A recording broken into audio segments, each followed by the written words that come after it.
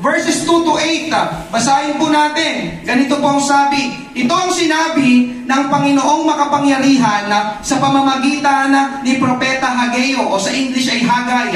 Sinasabi ninyo na hindi pa ito ang panahon upang muling itayo ang aking templo.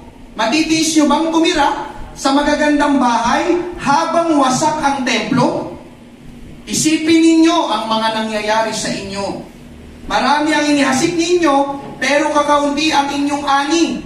May pagkain nga kayo, pero kulang. May inumin nga kayo, pero hindi rin sapat. May damit kayo, pero giniginaw pa rin kayo. At may tinatanggap kayong sweldo, pero kulang pa rin. Verse 7, kaya isipin ninyo ang mga nangyayari sa inyo. Verse 8, ngayon, umakyat kayo sa bundok, at kumuha ng mga kahoy at itayo ninyong muli ang templo. Sa ganitong paraan, masisiyahan ako at mapaparangalan na ako ang Panginoon ang nagsasabi nito. Amen? Ang ating pong binasa na tagpo sa Bible, kapatid ko sa Panginoon, ay tumutukoy sa priority. Amen? Priority. Sabi po ng Cambridge Dictionary, priority, isang bagay na napakahalaga at dapat harapin bago ang ibang mga bagay. Priority. Amen? Ang Tagalog ng priority ay prioridad. Isa pang Tagalog ng priority ay pagiging una o pag-uuna. Sa madaling sabi, ang priority ay pagiging number one o pagkakaroon ng number one. Amen? Kung meron kang listahan ng mga gagawin mo sa araw na ito, ano ang una? Ano ang nasa itaas? Ano ang nasa number one? Kung meron kang listahan ng mga babayaran o bibilhin sa araw na ito, ano ang una? Ano ang nasa number one? Kung meron kang listahan ng mga lugar na pupuntahan sa araw na ito, saan ang una? Ano ang nasa number one? Amen? Kung bakit ko po ito sinasabi ngayong umaga, dahil ang ipapangaral ko po ay tungkol sa priorities. Familiar po ba kayo sa priorities? Bakit priorities, Pastor, ang ating pag-uusapan sa umagang ito? Amen? May nakapagsabi po ng ganito. Sabi ni Scott Kaan, good things happen when you get your priorities straight. Magagandang bagay ang nangyayari kapag naituwid o naitama mo ang iyong mga prioridad. Sabi pa ni Mark Twain, to change your life, you need to change your priorities. Para maiba o mabago ang buhay mo, kailangan mong ibahin ang prioridad mo. Amen? So ang priorities ay may kinalaman sa ating buhay. Pakinggan mo ito, kapatid ko sa Panginoon. Kapag mali ang ating priorities, mamamali o magugulo ang takbo ng ating buhay. Pero kapag naitama natin ang ating priorities, magiging maayos ang takbo ng ating buhay. Ganon kahalaga ang priorities. Amen? Hallelujah. Kaya mangangaral po ko ngayong umaga, correcting our priorities. Correcting our priorities. Ano ang una? Amen? Pagtatama o pagsasaayos ng ating prioridad. Pagtatama o pagsasaayos ng ating prioridad. Tayo po muna isang daling manalangin, Panginoon. Marami pong salamat sa umagang ito, sa bawat isa, O Diyos, na dumalo sa iyong mga gawain, Panginoon. Sa umagang ito, O Diyos, kami, Panginoon, ay magkakasama. Sa umagang ito, Panginoon, pagpalain mo ang pangangaral ng iyong salita. Kailangan ko, Panginoon Diyos, ang iyong tulong, ang iyong pangunguna, ang iyong anointing, Panginoon Diyos. Hallelujah. Ikaw ang personal na mangusap sa bawat isa na naririto, Panginoon, sa lugar na ito. Tulungan mo kami, Panginoon Diyos, sa paksa na aming pag-usapan patungkol, Panginoon, sa priorities. Sino ba dapat ang una? Ano ba dapat ang una? Alin ba dapat ang mauna, Panginoon? Tulungan mo po kami. Ito po ang aming panalangin sa pangalan ni Jesus. Lahat ay magsabi na Amen! Praise God! Palakpakan natin ang ating Panginoon. Thank you, Lord. Una po natin pag-usapan, amen, something's wrong. Something's wrong. Something is wrong. Sa Tagalog ay merong mali. Something is wrong. Amen? Balikan po natin yung ating main text na binasa natin kanina sa Book of Haggai. Amen? Verses 6 hanggang 7. Sabi po doon ay, marami ang inihasik ninyo. pero kakaunti ang inyong ani. May pagkain nga kayo, pero kulang. May inumin nga kayo, pero hindi rin sapat. May damit kayo, pero giniginaw pa rin kayo. At may tinatanggap kayong sweldo, pero kulang pa rin. Ganun ang Bible, no? Specific talaga, no? Itong sali ng Tagalog na kinuha ko. Verse 7, kaya isipin ninyo ang mga nangyayari sa inyo. Amen? Magbigay lang po ako ng konting background. Ito po yung tagpo, amen, na bumalik na ang mga Israelita sa kanilang sariling lupain. Dahil sila'y naging bihag sa ibang bayan. Ngayon, pagbalik nila sa kanilang sariling lupain, nagsimula silang gumawa ng mga gawain. Amen? Sila ay nagsimulang magtayo ng kanilang bahay. Sila ay nagsimulang magtrabaho. Yun nga, maghasik, magtanim. Sila ay nagsimulang gumawa o makipagkalakalan ng kasuotan, may damit. Sila ay nagsimulang magdiwang o makipagkasiyahan dahil nga nakabalik na sila sa lupain. So makikita natin, mga kapatid ko sa Panginoon, ito ang kanilang priorities. Magtrabaho, itayo ang kanilang bahay, amen, makipagkasiyahan, amen, makipagkalakalan, amen, magnegosyo, hindi ko alam, amen. Pero habang umaandar ang mga araw, amen, napansin nilang may mali. Amen? Napansin nilang may mali. Ano yung mali? Naghahasik sila, pero kaunti ang ani. Mali yun, tama po ba? Naghasik ako, pero kaunti ang ani. May pagkain, pero kulang. May inumin, pero hindi sapat. May damit, pero giniginaw. May tinatanggap silang sweldo, pero kulang. Something is wrong. May mali. Hindi dapat ganito. Ang gulo. Hindi nangyayari kung ano dapat yung nangyayari. Napansin niyo? Something is wrong. May mali, hindi dapat ganito. Amen? Kaya pansinin niyo ang sinabi sa bandang dulo. Amen? Verse 7, isipin ninyo ang mga nangyayari sa inyo. Kinakausap sila dito ng Panginoon. Isipin ninyo, yan, yung mga nangyayari sa inyo. Isipin ninyo. Amen? Merong maling nangyayari. Amen? Alam niyo mga kapatid, sinasabi ng tagpo na ito, na kahit masipag ang tao, kahit responsable ang tao, kahit disiplinado ang tao, pwede pa rin maging magulo ang takbo ng buhay niya. Tignan niyo ang mga Israelita. Kung titignan mo, kapatid ko sa Panginoon, tama naman ang ginagawa nila. Anong ginawa nila? Nagtayo sila ng bahay. Alam nga naman matulog sila sa lansangan. Ba? Ang sabi pa doon, sila ay nagsimula maghasik, magtanim. Ayun ay tumutukoy sa pagtatrabaho. Tama ang magtrabaho. Amen? Hallelujah.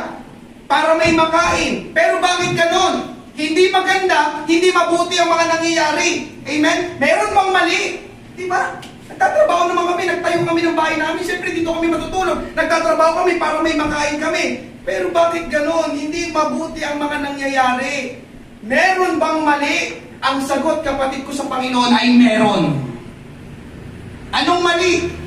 Mali ang kanilang priority. Amen? Amen. Saan natin yung makikita? Verse 2 hanggang verse 5. Ito ang sinabi ng Panginoong makapangyarihan. Sinabi ng Panginoon, sa pamamagitan ni Propeta Hageo, sinasabi ninyo na hindi pa ito ang panahon upang muling itayo ang aking templo. Matitiis nyo bang tumira sa magagandang bahay habang wasak ang templo? Isipin ninyo ang mga nangyayari sa inyo. Pagbalik ng mga Israelita sa kanilang sariling bayan, nagsimula silang magtayo ng kanya-kanyang bahay. Ang sinabi pa sa binasa natin ay magagandang bahay. Nagsimula silang magtanim, magtrabaho, pero may nakalimutan at napabayaan sila. Ano yon? Ang templo. Amen? O ang pagtatayo ng templo. Sinira kasi ng mga sumakop na kalabang bansa nila ang templo.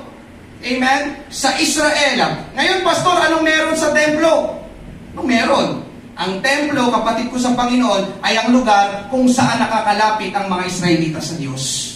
Ang templo, kapatid ko sa Panginoon, ay ang lugar kung saan naghahandog ang mga Israelita sa Diyos. Ang templo, kapatid ko sa Panginoon, ay ang lugar kung saan sumasamba ang mga Israelita sa Diyos. So sa madaling sabi, kapatid ko sa Panginoon, ang templo ay tahanan ng Diyos. Ang ang templo ay konektado sa Diyos. Amen? Naunawaan niyo na po. Sinasabi ng Panginoon dito, ang gaganda ng tirahan ninyo, samantalang ang templo ay wasak. Nagigets niyo po yung kwento? Pagbalik nyo sa lupain nyo, mas inuna nyo ang magtanim kaysa itayo muli ang templo na aking tahanan, sabi ng Panginoon. Inuuna ninyo ang ibang bagay kaysa sa akin. Pinabayaan ninyo ako, kinalimutan ninyo ako, isinantabi ninyo ako. Ipinaparating sa atin ngayong umaga ng tagpong ito, kapatid ko sa Panginoon. Amen? Gusto ng Diyos na siya ang palaging una. Gusto ng Diyos, siya ang number 1 sa ating buhay. Amen? Gusto ng Diyos na siya ang inuuna. At kung hindi natin gagawin yon, listen, kapatid ko sa Panginoon, magkakaproblema ka. Magkakaproblema tayo. Problemang hindi kaaya-aya.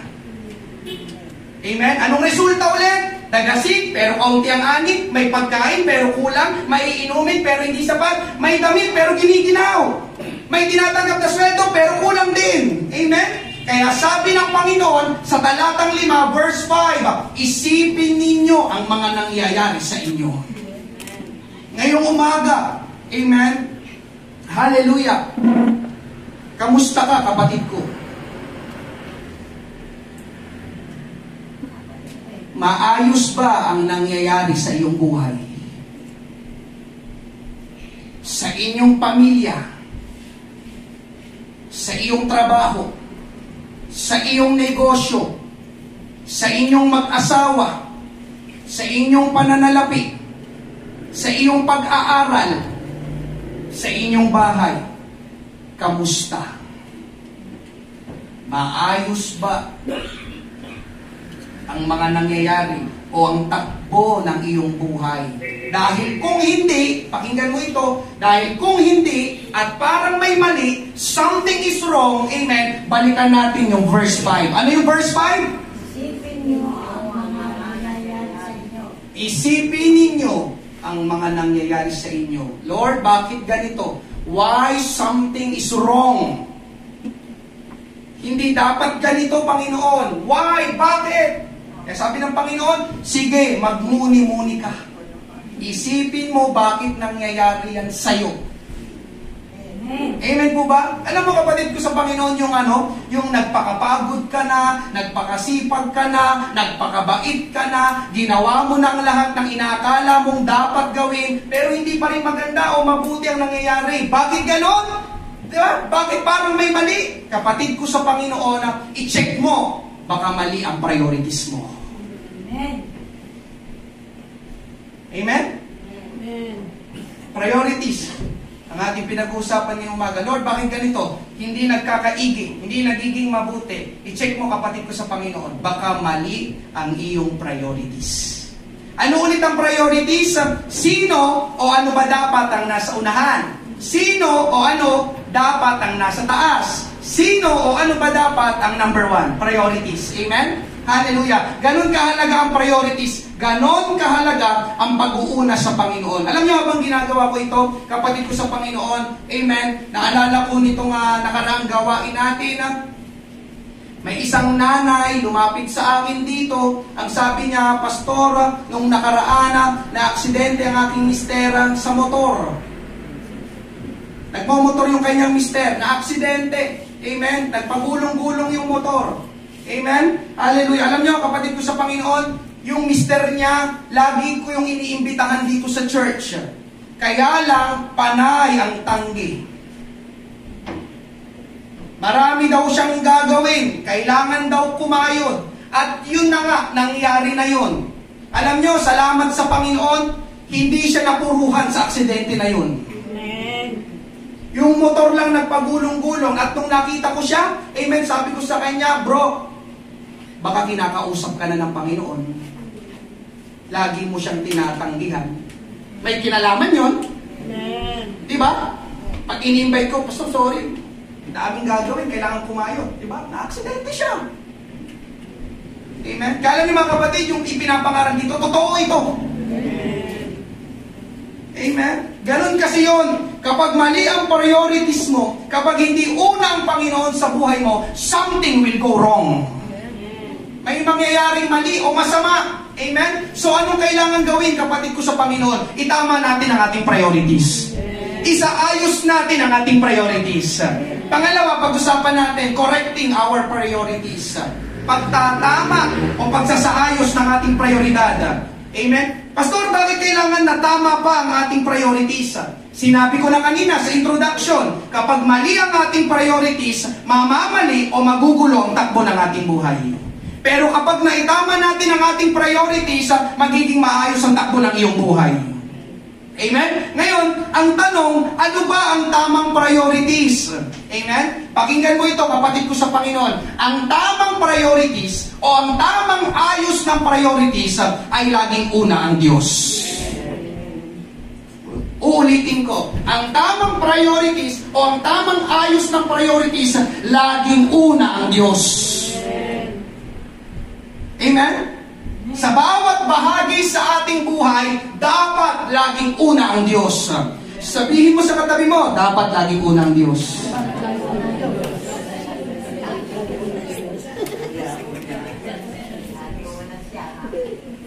Ano man ang ating gagawin, dapat laging una ang Diyos. Ano man ang ating pinaplano, dapat laging una ang Diyos. Amen? Tingnan nyo, ito rin ang sinasabi ng Panginoon sa ating kwento. Verse 8, ngayon, umakyat kayo sa bundok at kumuha ng mga kahoy at itayo ninyong muli ang templo.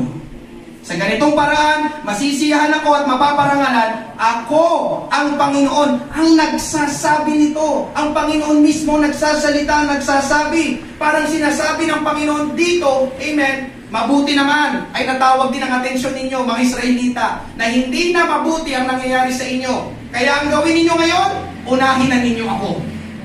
Ano sabi niya? Pumunta kayo sa bundok, kumuha kayo ng mga kahoy, itayo nyo muli ang templo. Amen? Sabi ng Panginoon dito, ako naman! Amen? Sabi ng Panginoon dito, ako naman!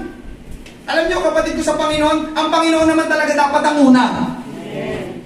Ngayon, bakit una dapat ang Diyos? Amen? Bakit una dapat ang Diyos? Unang dahilan, kapatid ko sa Panginoon, because God is a jealous God.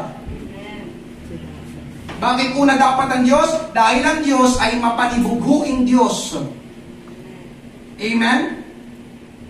Exodus chapter 34 verse 14, sapagkat hindi ka sasamba sa ibang Diyos, sapagkat ang Panginoon na ang pangalan ay mapanibughuin ay Diyos na mapanibughuin. Do not worship any other God, for the Lord, whose name is jealous, is a jealous God. Sa mababaw na Tagalog, seloso ang Diyos. Nandiyan pa po ba kayo? Amen. Ulitin ko, sa Tagalog, sa mababaw na Tagalog, ang mapanibughuin ay pagseselos. Pero ang kanyang selos, ang selos ng Diyos ay matuwid na selos. Matuwid, righteous, jealous. Righteous, jealous. Amen? Amen? Ngayon, bakit nagsiselos ang Diyos? Biruin mo ba naman, kapatid ko sa Panginoon? Sa kabila ng kabutihan, kagandahang loob ng Diyos sa atin, nagagawa pa nating unahin ang ibang bagay. Kung paano nagsiselos ka, amen, ang tinutukoy ko dito ay yung may asawa, kapag may inuunang ibang bagay ang asawa mo, ganun din ang Diyos sa atin. Kapag may iba tayong inuuna kaysa sa Kanya. Sino dito may asawa? Sino nagsiselos? Kapag may inuunang ibang bagay, ibang gawain, amen, ang iyong asawa. Amen? Natutuwa ka ba? Buti na lang inuuna niya yung iba.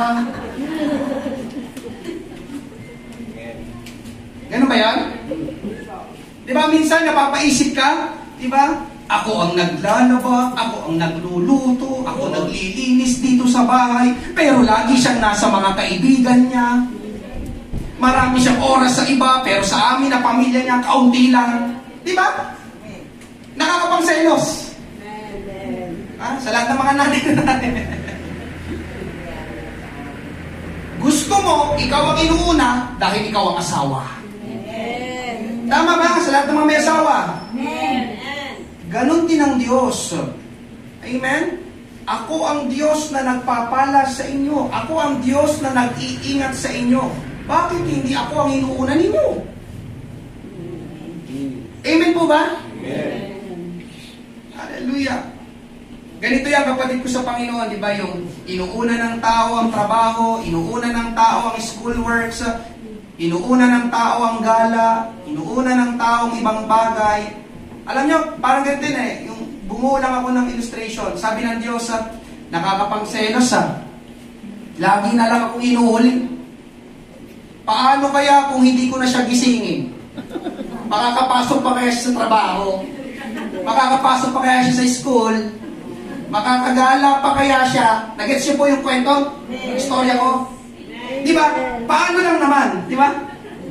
Paano kaya kung gawin ng Diyos yun? Tama po ba? Una ang trabaho, sige. Una ang school, okay. Una ang birthday, una ang gala, okay. Di ba? Paano kung bigyan, di ba? Bigyan ka ng Panginoon na nagsakit na hindi ka na makabangon, di ba? Mamaya, papasahin natin. Tignan nyo Amen. Nakuha niyo po ba mga kapatid? Eh dapat una lagi ang Diyos. Gumigising ako araw-araw dahil ginigising ako lagi ng Diyos. Amen po ba? Amen. Alam niyo kapatid ko sa Panginoon, pakinggan mo ito. Ayaw ng Diyos na siya ay nahihigitan ng iba. Jealous God.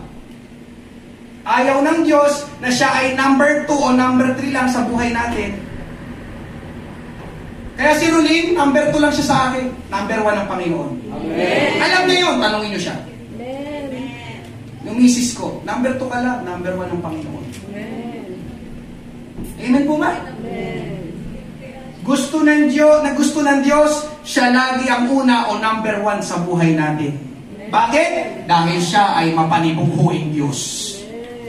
Tingnan nyo, ito pang patunay kanina, di ba, Pastor, grabe naman yung kanina yung kinuwento mo ilustrasyon, baka hindi na yung gisingin, yung gano'n. Tingnan nyo sa kwento ng ating pinag-usapan, verse 9. Sinabi pa ng Panginoong makapangyarihan, marami ang aning inaasahan ninyo, pero kakaunti lang ang naanin ninyo. At sinira ko pa ito. Sino yun? Yung nanira o sinira? Sino nagsasalita? At sinira ko pa ito nang iuwi ninyo sa inyong bahay. Ginawa ko ito. Sino daw gumawa? Dahil wasak ang aking templo. Habang ang bawat isa sa inyo ay abalang gumagawa ng bahay ninyo. Malinaw po ba? Yung verse 9, kakaunti ang inyong ani. Para sabi ng Panginoon, amen. Dapat lang yan. Amen. Kasi inuunan nyo ang iba kaysa sa akin. Ginawa ko ito dahil wasak ang aking templo, samantalang, amen, ang bawat isa sa inyo ay abalang gumagawa ng bahay ninyo. Kung abalang gumagawa ng ibang bagay, kaysa dapat inuuna ang Panginoon. Amen? So makikita natin dito kapatid ko sa Panginoon, pwedeng ang Panginoon palang dahilan, bakit hindi maganda ang mga nangyayari sa atin. Ginawa ko ito, ang Panginoon ang nangungusap. Pero hindi siya masama ang Panginoon, ginigising ka lang ng Panginoon. Hello, anak, ako dapat ang una. Amen po ba? Amen. Sinadya ng Panginoon, bakit? Dahil nagseselos ang Panginoon na hindi siya ang priority ng mga Israelita. Kaya kapag hindi maganda ang nangyayari sa iyo ngayon, magsuri, baka hindi ang Diyos ang priority mo. Ikalawang dahilan, bakit dapat una ang Diyos? Because God is a God of order. Sa Tagalog, ang Diyos ay Diyos ng kaayusan. 1 Corinthians 14:33, sapagkat ang Diyos ay hindi nagdadala ng kaguluhan, kundi kaayusan. Sapagkat ang Diyos ay hindi nagdadala ng kaguluhan, kundi kaayusan. Makikita po natin ito sa creation pa lang. Amen? Sino sa inyo dito nakakaalam ng kwento ng creation sa Bible? Amen? Hindi inuna ng Diyos likay ng tao. Alam niyo ba yan? Dahil kapag inuna ng Diyos likay ng tao, unang tanong sa inyo ilalagay ang tao. Palutang-lutang? Anong kakainin ng tao? Anong gagawin ng tao? kundi nilikha ng Diyos, amen, kundi ang nilikha ng Diyos, kapag binasa nyo ang Book of Genesis, una, araw at gabi. Ikalawa, kalawakan. Amen? Ikatlo, yung lupa at karagatan. Ikaapat, yung araw, buwan at mga bituin. Ikalima, amen, yung mga ibon at mga isda. Ikaanim, yung mga hayop sa lupa, at doon pa lang ang tao. Amen? So ano makikita po natin ng pastora? Amen? Nang likain ng Diyos ang tao, nandoon na lahat ng kakailanganin ng tao. Hindi niya inunang likain ng tao, hinuli niya ang tao, ang inuna niya muna yung pangangailangan ng tao. Kaya nang matapos ng Diyos ang paglikha, Genesis 1:31, nakita ng Diyos ang lahat ng kanyang nilikha at ito ay napakabuti. Bakit sinabi napakabuti? Napakabuti dahil lahat ay nasa ayos. Amen? Sa creation pa lang, kapatid ko sa Panginoon, pinapakita na sa atin na ang Diyos ay Diyos ng kaayusan. Amen? Tingin kayo lahat sa akin. Kapatid ko sa Panginoon, hindi magulo ang Diyos. Ang tao ang magulo. Amen. Tama ako o tama ako? Tama. Sino dito sa inyo nakapagsalita na ang gulo naman ito? Ang gulo naman kausap nito? Sabi niya kanina, pupunta daw siya. Ngayon, hindi. Sino magulo? Ang Diyos o ang tao? Tao. Hindi magulo ang Diyos. Ang Diyos ay Diyos ng kaayusan. Amen? Amen. Kapatid ko sa Panginoon, magulo talaga ang tao, lalo na kapag wala ang Diyos sa buhay niya. Lalo na kapag hindi ang Diyos ang una sa buhay niya. Pero kapag inuna mo ang Diyos, amen, yung mga susunod sa listahan mo, magiging maayos. Bakit? Dahil ang Diyos ay Diyos ng kaayusan. Mga susunod doon pagkatapos ng Diyos, mga kapatid, amen, dahil binasa natin, ang Diyos, amen, ay hindi nagdadala ng kaguluhan, kundi ng kaayusan. Amen? Hallelujah. May ipapakita ko sa inyo illustration. Amen? Ito yung aking pinaglumaang polo nung ako'y kinder pa.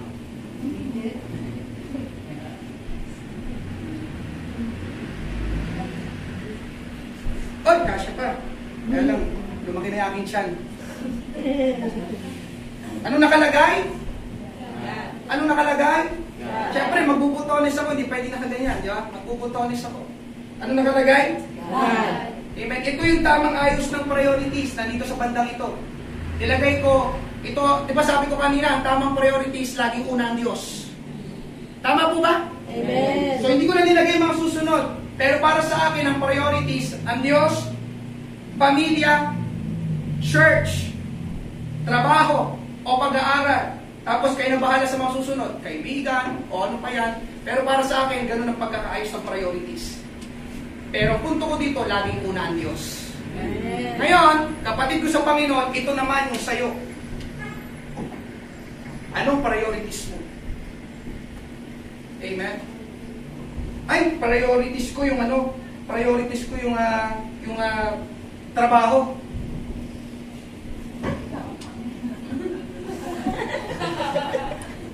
Nasa ayos? Hindi po.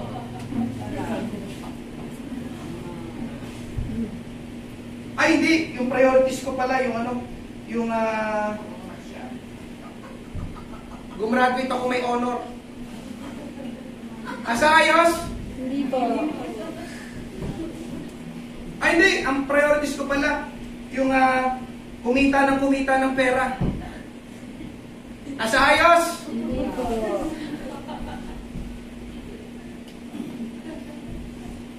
Pero subukan mong i-priority mo ang Diyos, una mo ang Diyos. Nasa ayos? Amen po. Yung mga susunod, kaya mo ng pagdikit-dikit. Amen? Amen. Ano naman yun? Dapat laging una ang Diyos. Amen. Pag iba ang priorities mo, magulo ang buhay. Buhay, no? Amen. Pagtingin nyo pa lang, di ba, tawa kayo ng tawa. Pero ganun ang buhay ng maraming tao yun, magulo. Ang gulo, ang pangit. Amen po ba? Amen. Amen? Balik ko na po, baka bigla akong himatay. So kapatid ko sa Panginoon, amen, hallelujah. Ano ko na pala, kasama pala dito. Kapag hindi una o hindi priority ang Diyos, di ba, resulta magulo. Ngayon, kapatid ko sa Panginoon, hindi natin pwede isisi sa Diyos, amen, hindi natin pwede isisi sa Diyos kung bakit nagkakagulo ang buhay natin. Bakit, Pastor? Dahil tayo ang gumagawa ng priorities natin. Lord, ang gulo ng buhay ko! Ikaw kasi, Lord, ikaw... No. Ikaw ang gumagawa, ikaw ang magkakapit ng isang botones. Amen po ba? Nakakalungkot, sabi dito, we live in a generation where people ignore God and then blame Him for the chaos that results. Tayo daw ay nabubuhay sa henerasyon na ang mga tao ay binabaliwala o isinasantabi o hindi inuuna ang Diyos. Tapos, sisisihin siya ng tao kapag magulo na ang nangyayari sa buhay ng tao. Ang Diyos may kasalanan nito eh. Bakit nagkakaganito ang buhay ko? Buhay ko ngayon. No. Amen? Kapatid ko sa Panginoon, mali. Ang dapat gawin, check our priorities. At kapag wala sa ayos, itama natin. Correct our priorities para mailagay sa ayos ang takbo ng ating buhay. Amen? Hallelujah. Ikatlo, kapatid ko sa Panginoon, bakit dapat una ang Diyos? Dapat nating unahin ang Diyos dahil lahat ng kailangan natin ay nasa Diyos. God has everything we need. Amen po ba? Ngayong umaga, amen, hallelujah, didiretsuhin ko na kayo. Anong kailangan mo? Pera? Kayang ibigay ng Diyos. Anong kailangan mo? Karunungan? Kayang ibigay ng Diyos. Anong kailangan mo? Amen. Kapayapaan sa kaisipan? Kayang ibigay ng Diyos. Anong kailangan mo ngayong umaga? Amen. Hallelujah. Kagalakan? Kayang ibigay ng Diyos. Anong kailangan mo ngayong umaga? Promotion? Kayang ibigay ng Diyos. Anong kailangan mo ngayon? Maayos na buhay? Maayos na pamilya? Kayang ibigay ng Diyos. God has everything we need. Amen po ba? Lahat ng kailangan natin nasa Diyos. Kaya alam nyo mga kapatid sa ating Panginoon, yung ating morning prayer dito sa church, yung ating mga morning prayer dito sa church, pag-uuna yun sa Diyos. Barin ko po muna. Amen? Pag-uuna yun sa Diyos. Yung ating mga morning prayer, bago ang lahat, lalapit muna ako sa Panginoon dahil siya ang totoong makakatulong sa akin sa araw na ito. Amen? Pero kaya lang, kabaliktaran, amen, ang ginagawa ng tao, amen, ang Diyos ang huling option nila. Sabi nga ni Oswald Chambers, tayo ay nananalangin lang kapag hindi na natin alam ang gagawin. Pero ang gusto pala ng Diyos, manalangin muna tayo bago natin gawin ang lahat. Ganun ang tao eh. Hindi, kaya ko pa to. Hanggang sa mamaya, hindi niya na kaya, hindi niya na alam ang gagawin, tsaka lang siya lalapit sa Diyos. No, mali pala yun. Ang gusto pala ng Diyos, God wants us to pray before we do anything at all. Alam niyo, kapatid ko sa Panginoon, hallelujah, bakit lagi ko itong pinagsisiksikan sa inyo, pinagtutulakan ng panalangin? Dahil ang Diyos ay sumasagot sa panalangin. Amen. Alam niyo, kaninang umaga, paggising ko ng alas 6, nanalangin ako. Bakit? Umuulan kanina. Alam niyo, panalangin ko, Panginoon, may gawain ngayong umaga. Baka pwedeng patigilin mo po muna ang ulan. At hindi nga umulan. Habang nagbibisaw kanina, sabi ko kay Rolin, sabi ko, grabe ang Panginoon, nakikinig talaga sa panalangin. Buong magkagabi, umuulan, tama ba? Hanggang kanina alas 6, pagising ko, umuulan. Sabi ko, naku, umuulan. Amen. Ang mga mananampalataya pa naman sa Panginoon, sabot-sabot.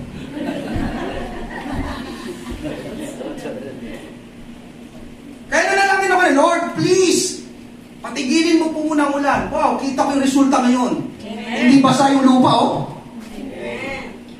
Mga kapatid, totoong panalangin. Amen. Amen? Ngayong umaga, kapatid ko sa Panginoon, amen, gusto ng Diyos, unahin natin siya. Amen. Bakit? Dahil lahat ng kailangan mo nasa Diyos. Amen. Amen. Ngayong umaga, kapatid ko sa Panginoon, alam ng Diyos, pakinggan mo ito, kung siya ang priority natin sa ating buhay. Alam niyo ng Diyos. Hindi dahil sa sinasabi lang natin, kundi dahil sa kinikilos natin. Alam ng Panginoon, itong taong ito, sasabihin ng Panginoon, priority ako nito dahil hindi pa to umabsent sa mga services. Itong taong ito, itong anak ko ito, priority ako nito dahil laging nananalangin sa umaga. Ito man ako ito, priority ako nito. Bakit? Hindi niya nakakalimutang ibigay ang kanyang tithes and offerings. Ito man ako ito, priority ako nito dahil sangkot siya sa ministry at naglilingkod siya sa akin at sa church. Alam niyo mga kapatid sa ating Panginoon, pakinggan mo ito. Amen? Alam ko na pong nasa isip niyo, Pastor, busy kasi ako. Tama po ba? Yan ang pangunahing rason palagi ng mga tao. Yung 4 na letra iyon, BC. Amen? Alam niyo po ba, kapatid ko sa Panginoon, pakinggan mo ito. Ang pagiging busy sa panahon natin ngayon ay hindi na valid reason. Andiyan pa po ba kayo? Bakit? Dahil lahat ng tao busy. Maliban na lang kung tamad ka. Tama po ba? Pero hindi rin syempre gusto ng Diyos maging tamad tayo. Amen? So ang punto ko dito, lahat ng tao may ginagawa. Lahat ng tao may pinagkakabalahan. Kahit ako po na narito sa inyong harapan, may trabaho din po ako. Amen po ba? Ngayon, amen, kung hihintayin pa natin ang tao na hindi maging busy para magkaroon siya ng oras sa Panginoon at sa mga bagay ng Panginoon, kailan pa yun? Amen po ba? Kailan pa? Pastor, busy. Kailan? Pag nakahiga ka na sa kama, hindi na sabi sila ni Macario, hindi na makalakad. Amen po ba? Alam nyo, sabi ni Charles Bixton, totoo ito if you want time, you must make it. If you want time, you must make it. Ang punto dito, kapatid ko sa Panginoon, sasadyain mo. Ikaw ang gagawa ng oras para sa Panginoon. Amen po ba? Katulad ngayong umaga, ito, papasok na tayo ng July. Ano ba ang season of July? Season of raining. Nag-uulan na. At makikita kung priority ng tao o ng mananampalataya ang Panginoon. Amen? Hallelujah. Kung priority ng tao ang church, ang priority kasi ay tumutukoy sa kung anong mahalaga sa atin. At kapag mahalaga sa'yo, amen, kapatid ko sa Panginoon, kapag mahalaga sa'yo, hindi ka na kailangan pilitin at pwersahin. Tama ba? Kapag mahalaga, hindi ka na kailangan pilipitin, amen, pwersahin, amen, kusa mo nang gagawin yun dahil mahalaga sa'yo. At yung mahalaga sa'yo, yun ang priorities mo. Amen? Kahit umulan, amen, pupunta ako ng church, may payong naman. Kahit umuulan, pupunta ako sa church, magta-tricycle na lang ako. Alam nyo kapatid ko sa Panginoon, di ba? Yung mga ganon, yung willing kang gumastos. Bakit? Kasi mahalaga sa'yo Kasi priority mo. Tama po ba? Handa kang gumawa ng paraan para magawa, para marating, at para makuha mo yung priority mo. Amen po ba? Kaya sasadyain mo, ikaw ang gagawa ng oras para sa Panginoon, hindi ang Panginoon ang mag-a-adjust sa atin. Amen po ba? Kapatid ko sa Panginoon, ikaw ang kikilos, ikaw ang gagawa, ikaw ang maglalagay sa Diyos sa pinakamataas, sa pinakataas sa listahan mo. Ngayon, bakit mo naman gagawin yon? Dahil yun ang correct priorities. Una ang Diyos sa lahat. Amen. At kapag ginawa mo yun, kapatid ko sa Panginoon, doon mo mararanasan ang pagkilos at pagpapala ng Panginoon sa iyong buhay. Ang ating third point, amen, blessings of correct priorities. May pagpapala ang tamang prioridad. Amen? Dalawa ito, kapatid ko sa Panginoon. Una, kapag inuna mo ang Diyos, syempre, malulugod ang Diyos. Haggai chapter 1 verse 8, ngayon, umakyat kayo sa bundok at kumuha ng mga kahoy at itayo ninyo muli ang templo. Sa ganitong paraan, masisiyahan ako at mapaparangalan. Ako, ang Panginoon, ang nagsasabi nito. Mga kapatid ko sa Panginoon, ito ang gusto ng Diyos. Sa todo pa lang ng kanyang pananalita, gusto talaga ng Panginoon na una siya o inuuna siya. Nasisiyahan ng Diyos kapag inuuna natin siya. Amen? At tignan nyo pa ang sabi, ang Diyos ay mapaparangalan. So ang pag-uuna pala sa Diyos ay pagpaparangal sa Diyos. At sabi ng Bible, ang nagpaparangal sa Diyos ay pararangalan din niya. 1 Samuel, amen, chapter 2, verse 30. Ngunit, ipinahahayag ngayon ng Panginoon, malayo sa akin, sapagkat ang mga nagpaparangal sa akin ay aking pararangalan, at ang mga humahamak sa akin ay mawawala ng kabuluhan. Amen. Praise God. Para bang sinasabi dito ng Diyos, dahil inuna mo ako, uunahin din kita.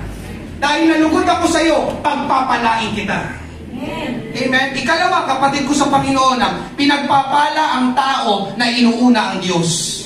May kwento sa Bible, pinapunta ng Diyos si Elias sa isang byudang babae sa Sarepta. Humingi si Elias ng tubig at tinapay, pero sabi ng byuda, yung meron ako ngayon, pang sa amin na lang ng anak ko, paano pa kita bibigyan? Pero sumagot si Elias, 1 Kings chapter 17, verses 13 to 14. Sinabi ni Elias sa kanya, huwag kang matakot.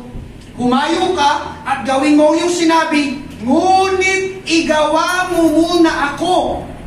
Amen? Pansinin niyo yung salitang ina, igawa mo muna ako ng munting tinapay. Pagkatapos, ay dalhin mo rito sa akin at saka ka gumawa para sa iyo at sa iyong anak. Sapagkat ganitong sabi ng Panginoon, ng Diyos ng Israel, ang tapayan ng harina ay hindi magkukulang o ang banga ng langisman ay mauubusan hanggang sa araw na magpaulan ng Panginoon sa ibabaw ng lupa. Kapatid ko sa Panginoon, ito ay usapin ng priorities.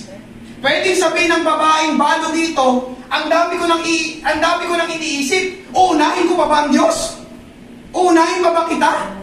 Amen? Pero kagaya ng pinangaral ko kanina sa second point, ang lahat ng kailangan natin nasa Diyos. Amen. Kayang ibigay ng Diyos. Amen po ba? Amen. Alam nyo, mabuti na lang nagtiwala yung babaeng balo sa Diyos. Kaya inuna niyang pakainin si Elias na lingkod ng Diyos o representative ng Diyos bago silang mag-ina. Anong resulta? 1 Kings chapter 17 verses 15 to 16, siya'y humayo at ginawa ang ayon sa sinabi ni Elias, at ang babae, siya at ang sambahayan ng babae ay kumain ng maraming araw. Verse 16, ang tapayan ng harina ay hindi nagkulang o ang banga ng langisman ay naubusan ayon sa salita ng Panginoon na kanyang sinabi sa pamamagitan ni Elias. Anong resulta? Pinagpala yung byuda na yon at yung kanyang anak ng Diyos. Alam niyo kung bakit, kapatid ko sa Panginoon, pinagpapala ng Diyos ang mga taong inuuna siya. Amen. Amen po ba? Amen. Sa aking pagtatapos, kapatid ko sa Panginoon, amen, gusto kong sabihin sa bawat isa na hindi nagbabago ang Diyos. Amen. At kung hindi nagbabago ang Diyos, ganon din ang kanyang salita at mga pangako. Amen. Amen? Kaya alam niyo, mula noon hanggang ngayon, amen, alam ito, ng maraming mga mananampalataya, amen, mula noon hanggang ngayon, totoong-totoo pa rin yung Matthew chapter 6 verse 33. Hindi yung nagbabago. Amen, ano sabi doon? Ngunit hanapin muna ninyo ang kanyang kaharian, ang Diyos, at ang kanyang katwiran, at ang lahat ng mga bagay na ito ay pawang idaragdag sa inyo. Verse 34, kaya huwag ninyong alalahanin ang bukas, sapagkat ang bukas ang mag-aalala sa kanyang sarili. Oh, amen? Sapat na para ngayon ang kabalisahan sa araw na ito. Seek ye first the kingdom of God and His righteousness, and all these things.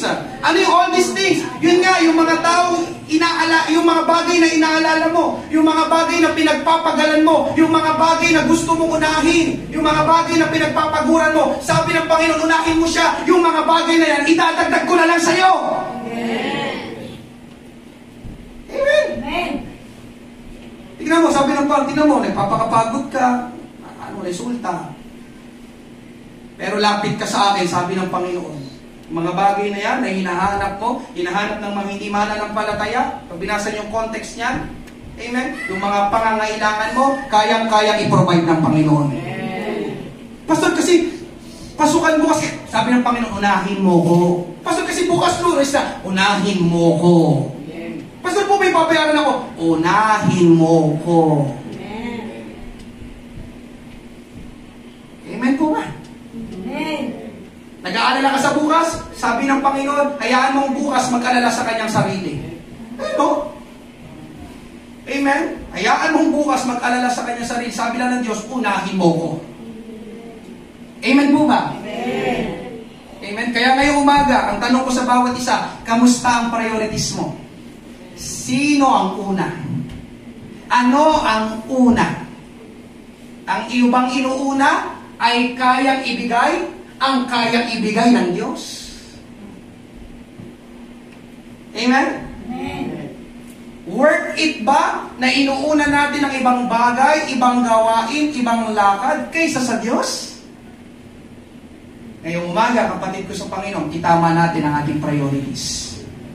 Isaayos natin ang ating priorities. Bakit? Dahil nandoon ang pagpapala at kaayusan sa tamang pagsasaayos ng prioridad. Amen? At ang tamang priorities ay laging una ang Diyos. Amen?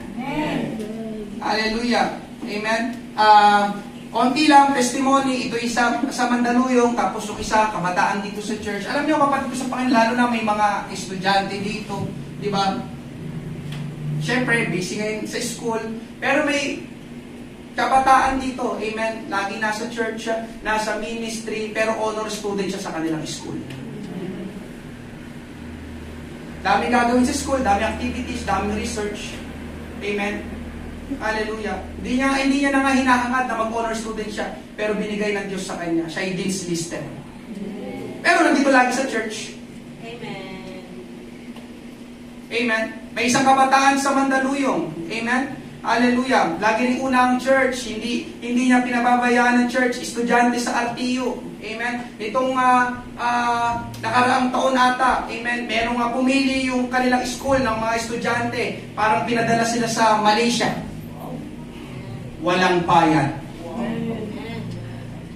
Nagkaroon ng seminar. Di ba? Privilege yun. Di ba? Pag sinabing, wow, nakapunta sa ibang bansa, yaman.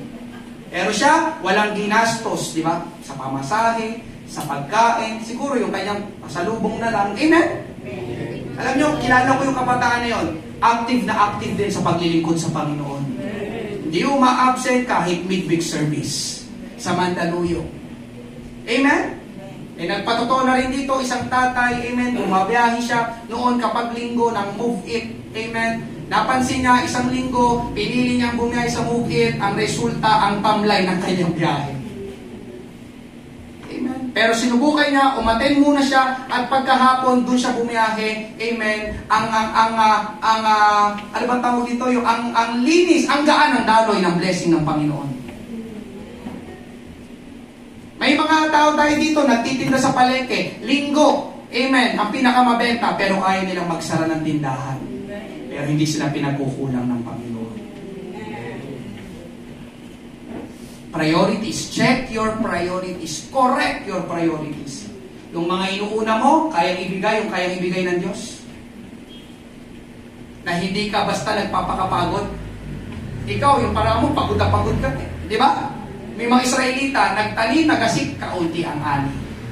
Ikaw, kamusta ka? Amen? Priorities, kapatid ko sa Panginoon. Ngayong umaga, palakpakan, purihin natin ang ating Panginoon. Tayo masigong lahat. Praise God. Thank you, Jesus. Inaanyayahan po namin, ang aming pong bisita. Ngayong umaga, thank you, Lord.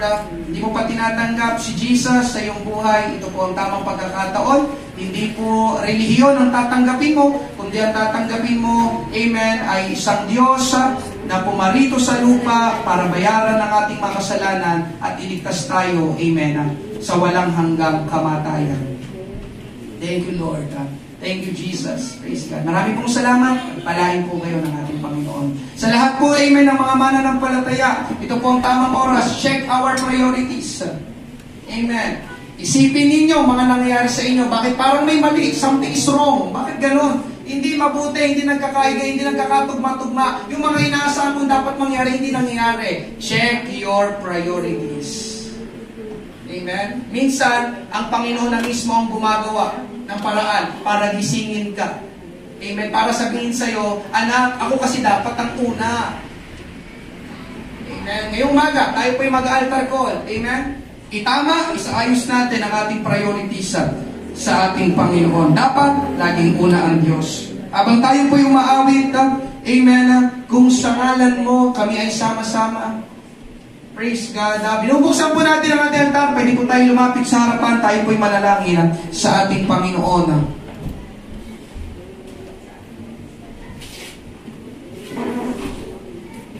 Amen. Thank you, Lord. Praise God, you are worthy to be praised. Thank you, Jesus. Praise your holy name, glorify you.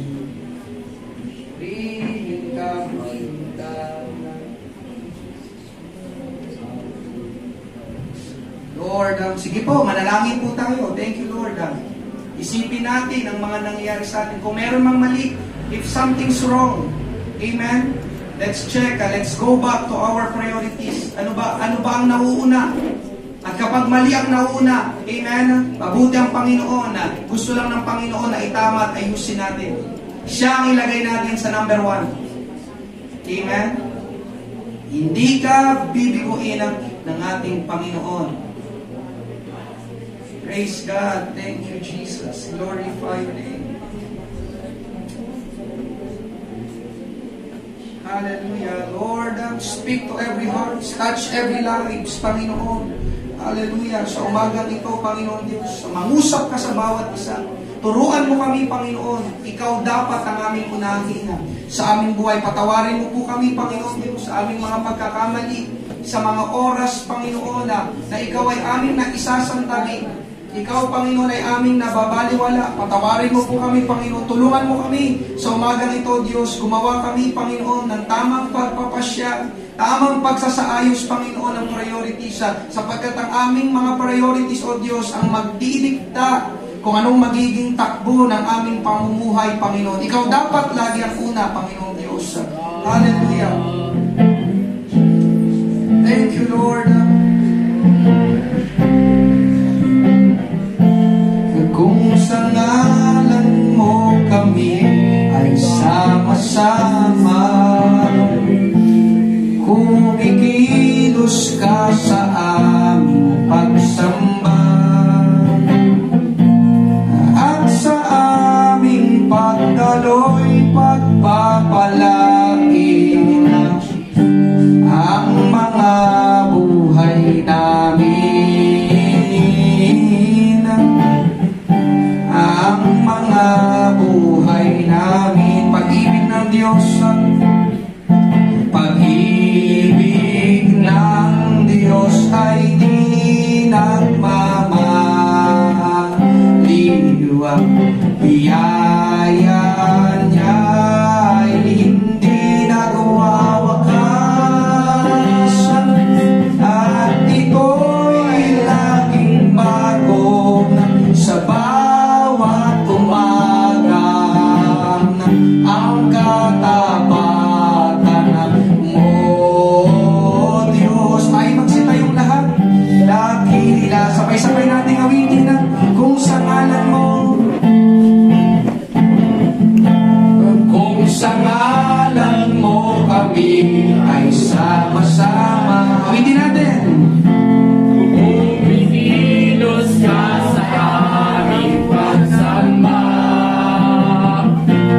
at sa aming pagdaloy at papalain ang mga buhay namin. Ang mga buhay namin. Pag-ibig ng Diyos ay di nagmamaliw. Biyaya niya ay hindi nagwawakas, at ito ay laging bago sa bawat umaga.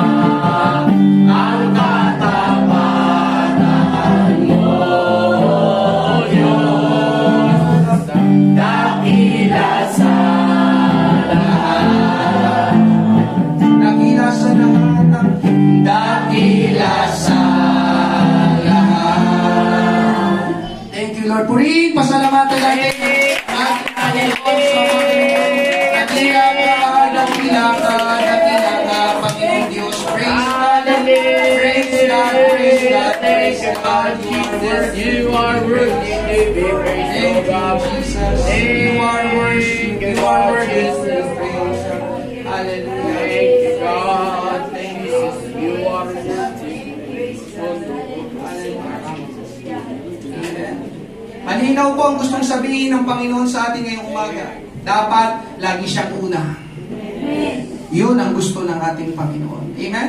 Kaya lalabas tayo sa umagang ito, I pray, dalangin ko na naitama natin ang ating priorities. Alam na natin kung sino dapat ang nasa unahan. Amen. Pagtapos tayo sa panalangin, Brother Ogie, let's pray, Brother Ogie.